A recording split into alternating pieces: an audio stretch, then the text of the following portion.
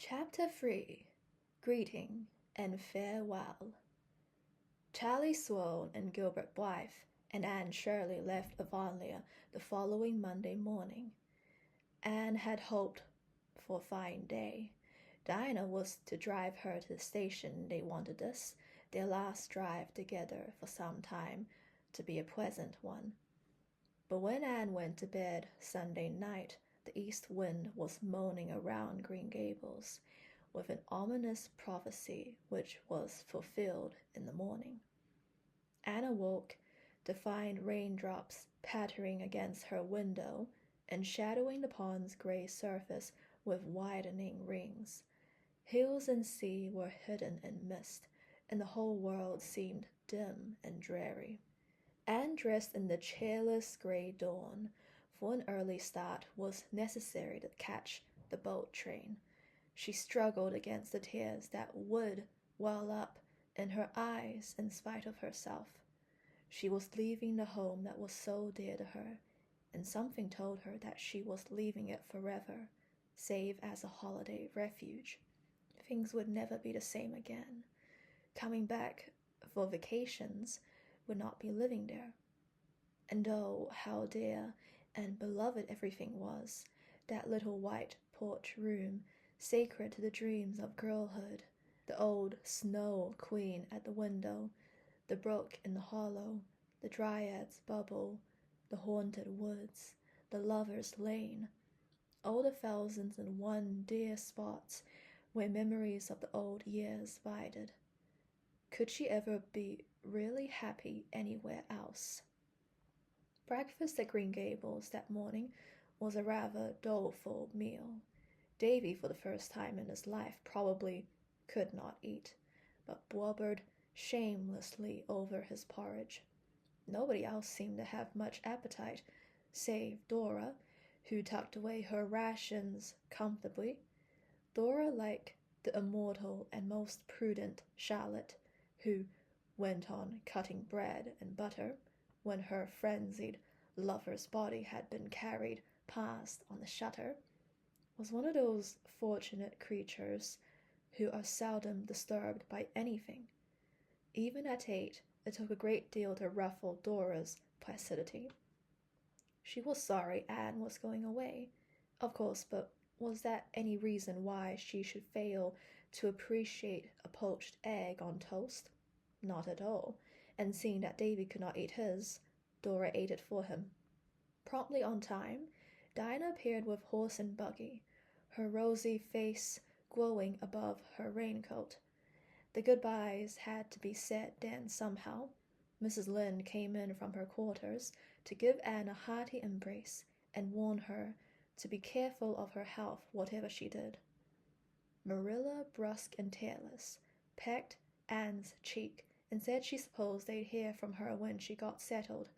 A casual observer might have concluded that Anne's going mattered very little to her, unless said observer had happened to get a good look in her eyes. Dora kissed Anne primly and squeezed out 2 decorous little tears, but Davy, who had been crying on the back porch step ever since they rose from the table, refused to say goodbye at all. When he saw Anne coming towards him, he sprang to his feet, bolted up the back stairs, and hid in a clothes closet out of which he would not come. His muffled howls were the last sounds Anne heard as she left Green Gables. It rained heavily all the way to Bright River, to which station they had to go, since the branch line train from Carmody did not connect with the boat train. Charlie and Gilbert were on the station platform when they reached it, and the train was whistling. Anne had just time to get her ticket and trunk checked, say a hurried farewell to Diana, and hasten on board. She wished she were going back with Diana to Avonlea.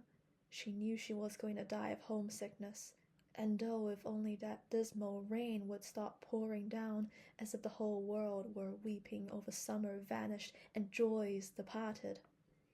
Even Gilbert's presence brought her no comfort, for Charlie Sloane was there too, and Sloanishness could be tolerated only in fine weather. It was absolutely insufferable in rain. But when the boat steamed out of Charlottetown harbour, things took a turn for the better. The rain ceased, and the sun began to burst out goldenly now and again between the rents in the clouds, burnishing the grey seas with copper-hued radiance, and lighting up the mists that curtained the island's red shores with gleams of gold, foretokening a fine day after all. Besides, Charlie Sloane promptly became so seasick that he had to go below, and Anne and Gilbert were left alone on the deck. "I'm very glad that all the Sloanes get seasick as soon as they go on water," thought Anne mercilessly. "I'm sure I couldn't take my farewell look at the old sod, with Charlie standing there pretending to look sentimentally at it too." "Well, we're off," remarked Gilbert unsentimentally. "Yes, I feel like Byron's Childe Harold, only it isn't really my native shore that I'm watching," said Anne, winking her grey eyes vigorously. "Nova Scotia is that, I suppose, but one's native shore is the land one loves the best, and that's good old PEI for me. I can't believe I didn't always live here. Those 11 years before I came seemed like a bad dream. It's 7 years since I crossed on this boat. The evening Mrs. Spencer brought me over from Hopetown, I can see myself in that dreadful old wincey dress and faded sailor hat, exploring decks and cabins with enraptured curiosity. It was a fine evening, and how those red island shores did gleam in the sunshine. Now I'm crossing the strait again. Oh, Gilbert, I do hope I'll like Redmond and Kingsport, but I'm sure I won't." "Where's all your philosophy gone, Anne?" "So submerged under a great swamping wave of loneliness and homesickness. I've longed for 3 years to go to Redmond, and now I'm going, and I wish I weren't. Never mind, I shall be cheerful and philosophical again after I have just one good cry. I must have that as a went, and I'll have to wait until I get into my boarding-house bed tonight, wherever it may be, before I can have it. Then Anne will be herself again. I wonder if Davy has come out of the closet yet." It was 9 that night when their train reached Kingsport, and they found themselves in the blue-white glare of the crowded station. Anne felt horribly bewildered, but a moment later she was seized by Priscilla Grant, who had come to Kingsport on Saturday. "Here you are, beloved, and I suppose you're as tired as I was when I got here Saturday night." "Tired? Priscilla, don't talk of it. I'm tired and green and provincial and only about 10 years old. For pity's sake, take your poor broken-down chum to some place where she can hear herself talk. I'll take you right up to our boarding-house. I've a cab ready outside." "It's such a blessing you're here, Prissy. If you weren't, I think I should just sit down on my suitcase here and now and weep bitter tears. What a comfort one familiar faces in a howling wilderness of strangers." "Is that Gilbert Blythe over there, Anne? How he has grown up this past year. He was only a schoolboy when I told in comedy. And of course that's Charlie Sloane. He hasn't changed, couldn't. He looked just like that when he was born, and he'll look like that when he's 80. This way, dear. We'll be home in 20 minutes. "Home!" groaned Anne. "You mean we'll be in some horrible boarding-house in a still more horrible whole bedroom looking out on a dingy backyard?" "It isn't a horrible boarding-house, Anne girl. Here's our cab. Hop in. The driver will get your trunk. Oh yes, the boarding-house, it's really a very nice place of its kind, as you'll admit tomorrow morning when a good night's sleep has turned your blues rosy pink. It's a big, old-fashioned grey stone house on St. John Street, just the nice little constitutional from Redmond. It used to be the residence of great folk, but fashion has deserted St. John Street, and its houses only dream now of better days. They're so big that people living in them have to take boarders just to fill up. At least that is the reason our landladies are very anxious to impress on us. They're delicious, Anne. Our landladies, I mean. How many are there? 2. Miss Hannah Harvey and Miss Ada Harvey. They were born twins about 50 years ago." I can't get away from twins, it seems, smiled Anne. Wherever I go, they confront me. Oh, they're not twins now, dear. After they reached the age of 30, they never were twins again. Miss Hannah has grown old, not too gracefully, and Miss Ada has stayed 30, less gracefully still. I don't know whether Miss Hannah can smile or not. I've never caught her at it so far, but Miss Ada smiles all the time, and that's worse. However, they're nice, kind souls, and they take 2 boarders every year because Miss Hannah's economical soul cannot bear to waste room space, not because they need to or have to, so Miss Ada has told me 7 times since Saturday night. As for our rooms, I admit they are whole bedrooms, and mine does look out on the backyard. Your room is the front one and looks out on old St. John's graveyard, which is just across the street. That sounds gruesome, shivered Anne. I think I'd rather have the backyard view. Oh no, you wouldn't. Wait and see. Old St. John's is a darling place. It's been a graveyard so long that it ceased to be one and has become one of the sights of Kingsport. I was all through it yesterday for pleasure exertion. There's a big stone wall and a row of enormous trees all around it, and rows of trees all through it, and the queerest old tombstones with the queerest and quaintest inscriptions. You'll go there to study, Anne, see if you don't. Of course, nobody is ever buried there now, but a few years ago they put up a beautiful monument in the memory of Nova Scotian soldiers who fell in the Crimean War. It is just opposite the entrance gates, and there's scope for imagination in it, as you used to say. Here's your trunk at last, and the boys coming to say good night. Must I really shake hands with Charlie Sloan? His hands are always so cold and fishy feeling. We must ask him to call occasionally. Miss Hannah gravely told me we could have young gentlemen callers 2 evenings in a week, if they went away at a reasonable hour, and Miss Ada asked me, smiling, pleased to be sure they didn't sit on her beautiful cushions. I promised to see to it, but goodness knows where else they can sit unless they sit on the floor, for there are cushions on everything. Miss Ada even has an elaborate Battenberg one on top of the piano. Anne was laughing by this time. Priscilla's gay chatter had the intended effect of cheering her up. Homesickness vanished for the time being, and did not even return in full force when she finally found herself alone in her little bedroom. She went to her window and looked out. The street below was dim and quiet. Across it the moon was shining above the trees in old St. John's, just behind the great dark head of the lion on the monument, and wondered if it could have been only that morning that she had left Green Gables. She had the sense of a long passage of time which one day of change and travel gives. I suppose that very moon is looking down on Green Gables now, she mused. But I won't think about it. That way homesickness lies. I'm not even going to have my good cry. I'll put that off to a more convenient season, and just now I'll go calmly and sensibly to bed and to sleep. Chapter 4. April's Lady. Kingsport is a quaint old town, harking back to early colonial days, and wrapped in its ancient atmosphere as some fine old dame in garments fashioned like those of her youth. Here and there it sprouts out into modernity, but at heart it is still unspoiled.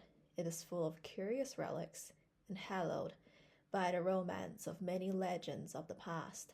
It has in its park a Martello Tower, autographed all over by tourists, a dismantled old French fort on the hills beyond the town, and several antiquated cannon in its public squares.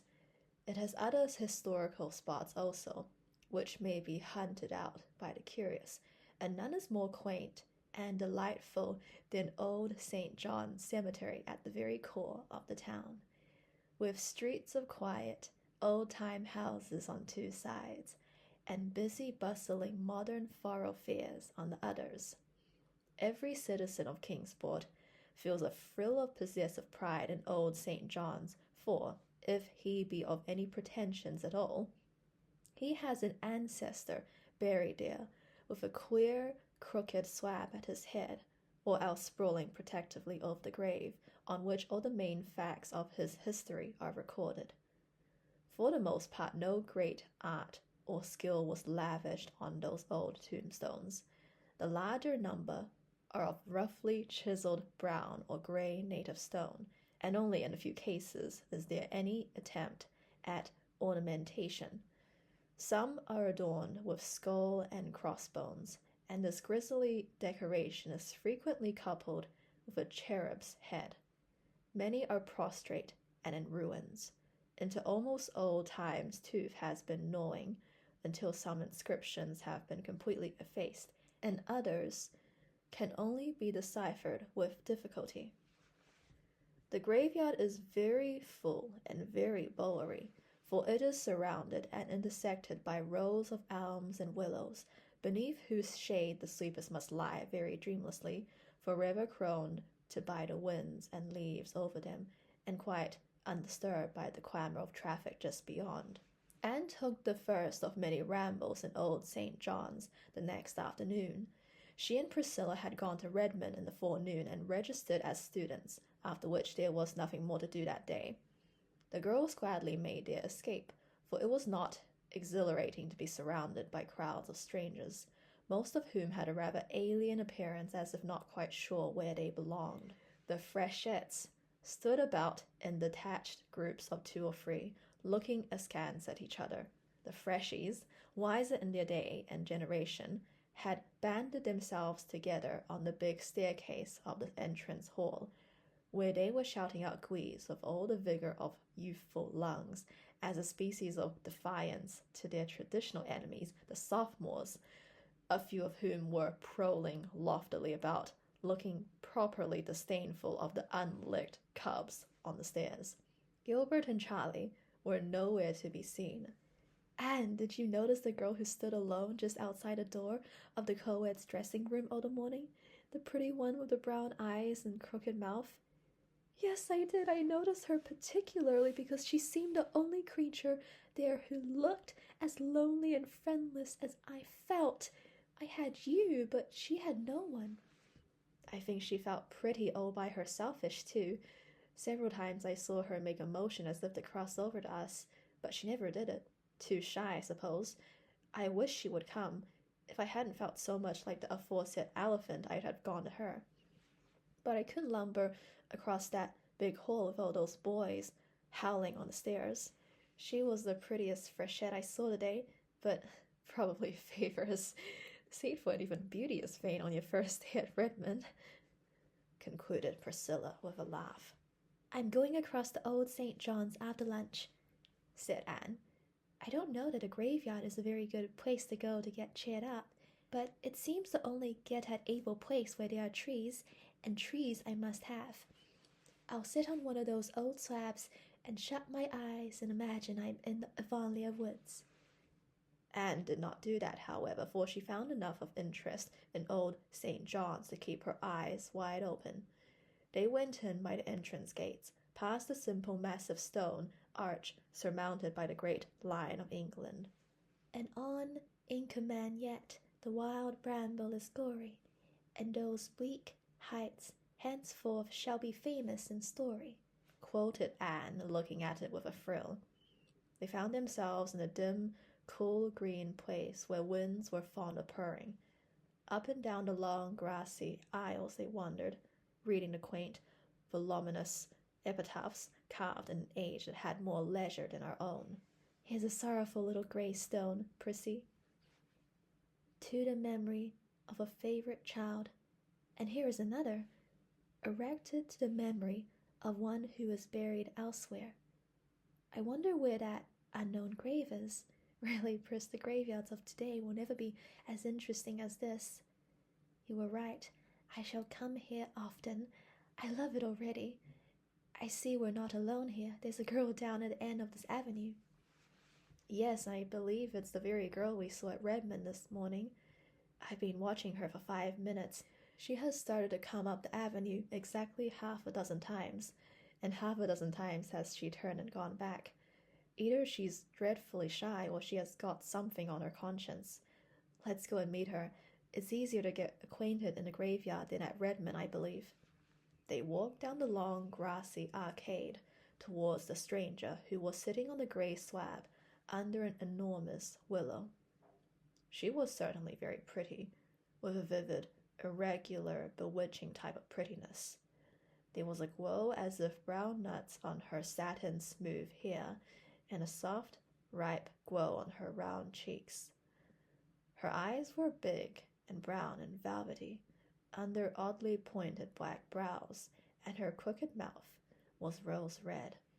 She wore a smart brown suit, with two very modish little shoes peeping from beneath it, and her hat of dull pink straw, wreathed with golden brown poppies, had the indefinable, unmistakable air which pertains to the creation of an artist in millinery.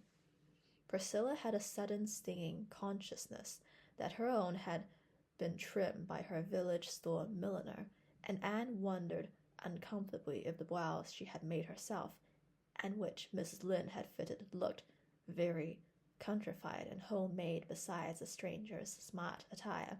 For a moment both girls felt like turning back, but they had already stopped and turned towards the grey slab. It was too late to retreat, for the brown-eyed girl had evidently concluded that they were coming to speak to her. Instantly she sprang up and came forward with outstretched hand and a gay, friendly smile in which there seemed not a shadow of either shyness or burdened conscience. "Oh, I want to know who you two girls are," she exclaimed eagerly. "I've been dying to know. I saw you at Redmond this morning. Say, wasn't it awful there? For the time I wished I had stayed home and got married." Anne and Priscilla both broke into unconstrained laughter at this unexpected conclusion.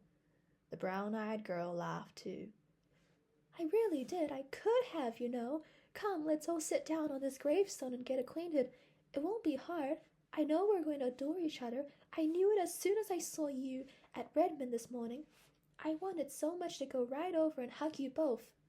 "Why didn't you?" asked Priscilla. "Because I simply couldn't make up my mind to do it. I never can make up my mind about anything myself. I'm always afflicted with indecision.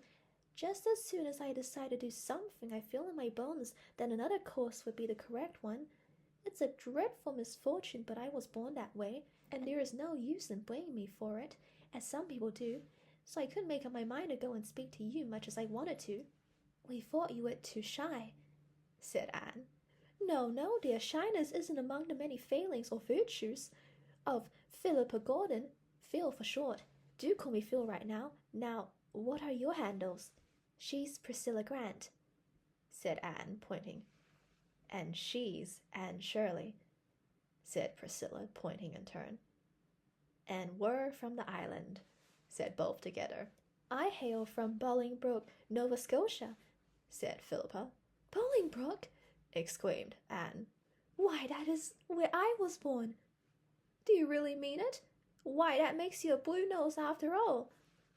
"No, it doesn't," retorted Anne. "Wasn't it Dan O'Connell who said that if a man was born in a stable, it didn't make him a horse? I'm island to the core." "Well, I'm glad you were born in Bolingbroke anyway. It makes us kind of neighbors, doesn't it? And I like that because when I tell you secrets, it won't be as if I were telling them a stranger. I have to tell them. I can't keep secrets. It's no use to try. That's my worst failing, that, and indecision, as aforesaid. Would you believe it took me half an hour to decide which hat to wear when I was coming here to a graveyard? At first I inquired my brown one with a feather, but as soon as I put it on, I thought this pink one with a floppy brim would be more becoming. When I got it pinned in place, I liked the brown one better. At last I put them close together on the bed, shut my eyes, and jabbed with a hat pin. The pin spared the pink one, so I put it on. It is becoming, isn't it? Tell me, what do you think of my looks?" At this naive demand, made in a perfectly serious tone, Priscilla laughed again, but Anne said, impulsively squeezing Philippa's hand, "We thought this morning that you were the prettiest girl we saw at Redmond." Philippa's crooked mouth flashed into a bewitching, crooked smile over very white little teeth. "I thought that myself," was her next astounding statement. "But I wanted someone else's opinion to bolster mine up. I can't decide even on my own appearance. Just as soon as I've decided I'm pretty, I begin to feel miserably that I'm not. Besides, I have a horrible old great aunt who's always saying to me with a mournful sigh, "You were such a pretty baby, it's strange how children change when they grow up." I adore aunts, but I detest great aunts. Please tell me quite often that I am pretty, if you don't mind. I feel so much more comfortable when I can believe I'm pretty, and I'll be just as obliging to you if you want me to. I can be with a queer conscience. Thanks, laughed Anne. But Priscilla and I are so firmly convinced of our own good looks that we don't need any assurance about them, so you needn't trouble. Oh, you're laughing at me? I know you think I'm abominably vain, but I'm not. There really isn't one spark of vanity in me, and I'm never a bit grudging about paying compliments to other girls when they deserve them. I am so glad I know you folks. I came up on Saturday, and I've nearly died of homesickness ever since. It's a horrible feeling, isn't it?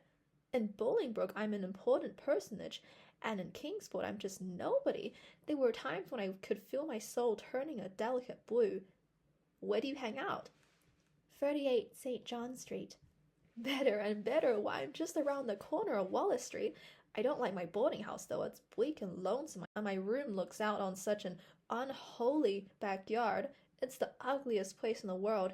As for cats, well, surely all the Kingsport cats can't congregate there at night, but half of them must. I adore cats on hearth rugs, snoozing before nice, friendly fires, but cats in backyards at midnight are totally different animals. The first night I was here, I cried all night, and so did the cats. You should have seen my nose in the morning, how I wished I had never left home. I don't know how you managed to make up your mind to come to Redmond at all, if you are really such an undecided person, said amused Priscilla. Bless your heart, honey, I didn't. It was father who wanted me to come here. His heart was set on it. Why, I don't know. It seems perfectly ridiculous to think of me studying for a BA degree, doesn't it? No, but what I can do it, all right? I have heaps of brains. Oh, said Priscilla vaguely. Yes, but it's such a hard work to use them, and BAs are such learned, dignified, wise, solemn creatures. They must be. No, I didn't want to come to Redmond. I did just to oblige father. He is such a duck. Besides, I knew if I stayed home I'd have to get married. Mother wanted it decidedly. Mother has plenty of decision, but I really hated the thought of being married for a few years yet. I want to have heaps of fun before I settle down, and ridiculous as the idea of my being a BA is, the idea of my being an old married woman still is more absurd, isn't it?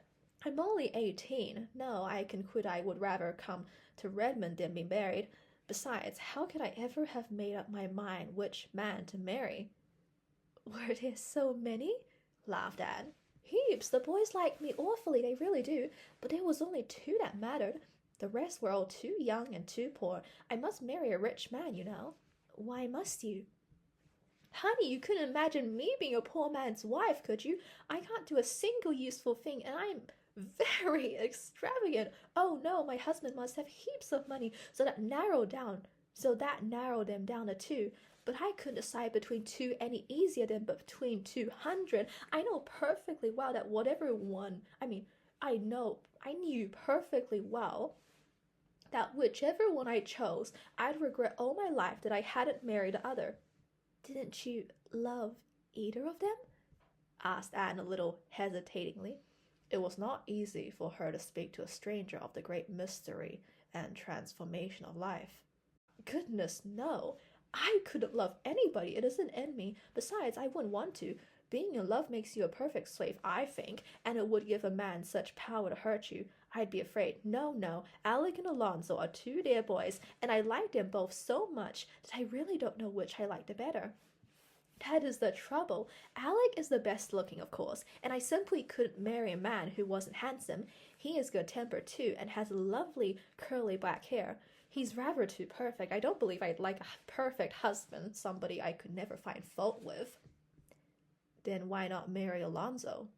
Asked Priscilla gravely. Think of marrying a name like Alonzo?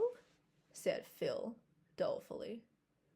I don't believe I could endure it, but he has a classic nose, and it would be a comfort to have a nose in the family that could be depended on.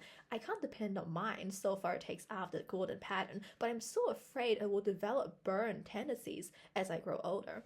I examine it every day anxiously to make sure it's still golden. Mother was a burn, and has the burn nose in the burnest degree. Wait till you see it, I adore nice noses. Your nose is awfully nice, Anne Shirley. Alonzo's nose nearly turned the balance in his favor, but Alonzo, no, I couldn't decide if I could have done as I did with the hats. Stood them both up together, shut my eyes, and jabbed with a hat pin. It would have been quite easy. What did Alec and Alonzo feel like when you came away? Queried Priscilla. Oh, they still have hope. I told them they'd have to wait till I could make up my mind. They're quite willing to wait. They both worship me, you know. Meanwhile, I intend to have a good time. I expect I shall have heaps of beaux at Redmond. I can't be happy unless I have, you know. But don't you think the freshmen are fearfully homely? I saw only one really handsome fellow among them. He went away before you came. I heard his chum call him Gilbert. His chum had eyes that stuck out that far. But you're not going yet, girls. Don't go yet. I think we must, said Anne rather coldly. It's getting late, and I have some work to do. But you'll both come to see me, won't you? Asked Priscilla, getting up and putting an arm around each. And let me come to see you. I want to be chummy with you. I've taken such a fancy to you both, and I haven't quite disgusted you with my frivolity, have I? Not quite, laughed Anne, responding to Phil's squeeze with a return of cordiality. Because I'm not half so silly as I seem on the surface, you know. You just accept Philippa Gordon as the Lord made her, with all her faults, and I believe you'll come to like her. Isn't this graveyard a sweet place? I'd love to be buried here. Here's a grave I didn't see before. This one an iron railing. Oh, girls, look, see. The stone says it's the grave of a middy who was killed in the fight between the Shannon and the Chesapeake. Just fancy. Anne paused by the railing and looked at the worn stone, her pulses thrilling with sudden excitement. The old graveyard, with its overarching trees and long aisles of shadows, faded from her sight. Instead, she saw the Kingsport harbor of nearly a century ago. One of the mists came slowly a great frigate, brilliant with the meteor flag of England. Behind her was another, with a still heroic form wrapped in his own starry flag, lying on the quarter deck, the gallant Lawrence. Time's finger had turned back his pages, and that was the Shannon sailing triumphant up the bay with the Chesapeake as her prize. Come back, Anne Shirley, come back, laughed Philippa, pulling her arm. You're 100 years away from us, come back. Anne came back with a sigh. Her eyes were shining softly. I've always loved that old story, she said, and although the English won that victory, I think it was because of the brave, defeated commander I love it. This grave seems to bring it so near, make it so real. This poor little middy was only 18. He died of desperate wounds received in gallant action, so reads his epitaph. It is such as a soldier might wish for. Before she turned away, Anne unpinned the little cluster of purple pansies she wore and dropped it softly on the grave of the boy who had perished in the great sea duel. Well, what do you think of our new friend? Asked Priscilla, when Phil had left him. I like her. There's something very lovable about her in spite of all her nonsense. I believe, as she says herself, that she isn't half as silly as she sounds. She's a dear, kissable baby, and I don't know that she'll ever really grow up. I like her too, said Priscilla decidedly. She talks so much about boys as Ruby Gillis does, but it always enrages or sickens me to hear Ruby, whereas I just wanted to laugh good-naturedly at Phil. Now, what is the why of that? There is a difference, said Anne meditatively. I think it's because Ruby is really so conscious of boys. She plays at love and love-making. Besides, you feel when she is boasting of her beau, that she is doing it to rub it well into you that you haven't half so many. Now, when Phil talks of her beau, it sounds as if she was just speaking of chums. She really looks upon boys as good comrades, and she is pleased when she has dozens of them tagging round simply because she likes to be popular and to be thought popular. Even Alex and Alonzo, I'll never be able to think of those two names separately after this, are to her just two playfellows who want her to play with them all their lives. I'm glad we met her, and I'm glad we went to old St. John's. I believe I put forth a tiny soul root in the Kingsport soil this afternoon. I hope so. I hate to feel transplanted.